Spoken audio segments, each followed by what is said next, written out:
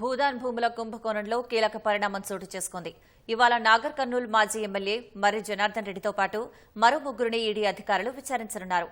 మరిన్ని వివరాలు మా ప్రతినిధి రమేష్ ప్రత్యక్ష ప్రసారం ద్వారా అందిస్తారు.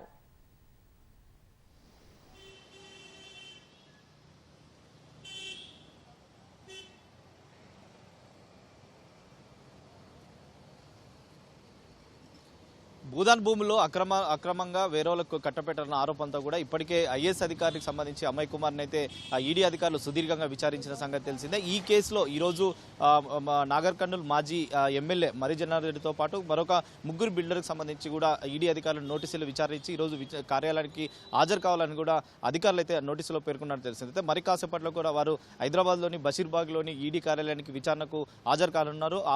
ఆ భూదానికి సంబంధించి కూడా ఇప్పటికే ఇటు ఆర్డీఓతో పాటు తర్వాత ఎంఆర్ఓ జ్యోతికి సంబంధించి కూడా అది ఈడీ అధికారులు సేకరించిన వివరాల ఆధారంగా కూడా వీరిని అయితే విచారించే అవకాశం ఉంది. మరి కాసేపట్లో కూడా విచారణకు వచ్చిన తర్వాత ఎంతసేపు విచారణ కొనసాగిస్తారనేది కూడా ప్రస్తుతం అయితే వేచి ఉండాల్సిన పరిస్థితి అవుతుంది. అయితే ఈ నెల 16నే ఆయనకు విచారణకు హాజరు కావాలని చెప్పి కూడా గత వారంలో నోటీసులు ఇచ్చిన సంగతి తెలిసింది. అయితే ఈరోజు ఈ మర్రి జనార్దన్ రెడ్డితో పాటు మరో బిల్డర్ ఇటు వంశీ బిల్డర్స్ నిర్వాహకుడు సుబ్బారెడ్డి కానీ తర్వాత సిద్ధారెడ్డి సూర్యతేజలకు అయితే విచారణకు హాజరు కావాలని కూడా చెప్పడం జరిగింది. అయితే రంగారెడ్డి జిల్లా మైసరం మండలం నాగారం గ్రామం సంబంధించి కూడా ఈ భూదాన్ భూములు ఉన్నాయి. దాంట్లో అమయ్ కుమారే ప్రైవేటు వ్యక్తులకు కట్టబెట్టారని చెప్పి కూడా గతంలో 2023కు సంబంధించి కూడా మహేశ్వరం పోలీస్ స్టేషన్లో పోలీసులు కేసు నమోదు చేయడం జరిగింది. దాని ఆధారంగా పోలీసులు నమోదు చేసిన ఆధారంగా కూడా ఈడీ అధికారులు మనీ ల్యాండింగ్ పాడుపడారు. తర్వాత పెద్ద మొత్తంలో వందలాదికి సంబంధించి కోట్ల రూపాయలకు సంబంధించి కూడా ట్రాన్సాక్షన్ జరిగిందని చెప్పి కూడా ఒక ఆరోపణలు ఉన్న నేపథ్యంలో కూడా వాటిని అనుగుణంగా కూడా ఇప్పటికే ఈడీ అధికారులు కొంతవరకు ఆధారాలు సేకరించడం జరిగింది. దాని ఆధారంగానే ఈరోజు వీరిని కూడా విచారించే అవకాశం ఉంది. మరి కాసేపట్లో వీరు విచారించిన తర్వాత మరికొంతమంది ఈ దీంట్లో లబ్ధి పొందిన వారు ఎవరైనా ఉన్నారా అనేది కూడా అధికారులు అయితే చూస్తున్నారు. ప్రస్తుతం కేటాయింపుల వ్యవహారంలో కూడా మనీ ల్యాండింగ్ జరిగినట్లు ఉన్న కోణంలో కూడా అధికారులు ఇప్పటికే కొంతవరకు ఆధారాలు సేకరించినట్లయితే తెలిసిందే.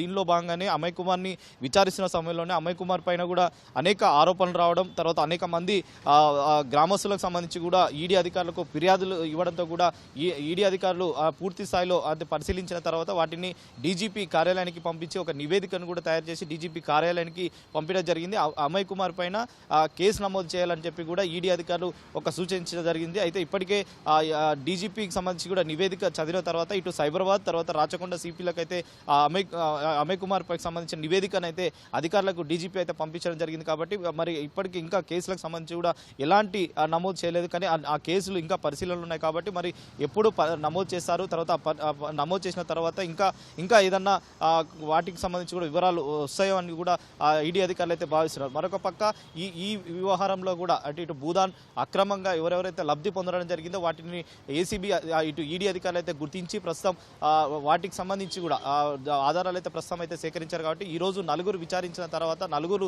ఎలాంటి సమాచారం ఇస్తారు, సమాచారించిన దాని ప్రకారం మరికొంత మందికి ఎవరికైనా నోటీసులు సర్వ్ చేసి తర్వాత జారీ చేసి వారిని కూడా పిలుస్తారా లేదని కూడా. ఎందుకంటే భూదానికి సంబంధించి కూడా మొత్తం 141 సంబంధించి కూడా సర్వే నెంబర్లో ఉన్నప్పటికీ దాంట్లో ఎంతవరకు ఎన్ని ఎకరాలు ఉన్న వాటిలో ఎవరెవరు లబ్ధి పొందారనే దాని మీద ఇప్పటికే అధికారులు సేకరించారు. ఆ అధికారులు సేకరించిన దాడిలో లబ్ధి పొందిన వారిలో ఇప్పటికైతే ఒక నలుగురికి అయితే నోటీసులు ఇవ్వడం, తర్వాత మరికొన్ని రోజులైన తర్వాత వారికి కూడా నోటీసులు జారీ చేసి ఈ మనీ ల్యాండింగ్ పాల్పడని దాని మీద కూడా ఇంకా అధికారులు అయితే పూర్తిగా ఆధారాలు సేకరించిన తర్వాత కూడా ఈడీ అధికారులు అయితే చర్యలు తీసుకునే అవకాశాలు అయితే కనపడుతున్నాయి.